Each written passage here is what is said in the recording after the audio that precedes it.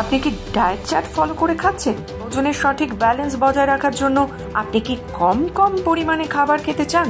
জিমেও যাচ্ছেন নিশ্চয়ই, আর এই সব কিছুর মাঝখানে আপনি মাঝে মধ্যেই খেয়ে ফেলছেন ভাত বা মাটন নয়, আপনি খাচ্ছেন ময়দার তৈরি খাবার দাবার। এই ধরুন ছুটির দিনে ফুলকো লুচি, অথবা ধরুন বিকেল বেলায় কেক বা চাউমিন।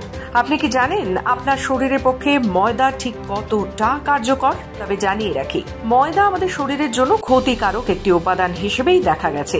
সাম্প্রতিককালে সমাজ মাধ্যমে ছড়িয়ে পড়া ময়দার সবজি, যা কিনা প্রকৃতপক্ষে ময়দার গ্লুটেন থেকে তৈরি করা একটি তরকারি, ভীষণভাবে ভাইরাল হয়েছে সকলের মাঝে।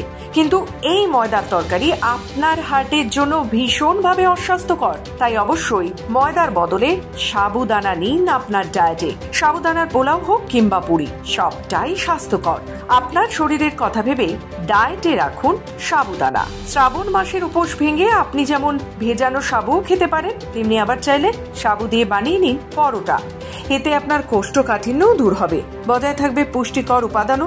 এছাড়া আছে এতে ফাইবার, ক্যালসিয়াম, আয়রন, ভিটামিন ইত্যাদি। সাবুদানায় আরও রয়েছে vitamin B complex, vitamin K এবং আরও কিছু খনিজ পদার্থ।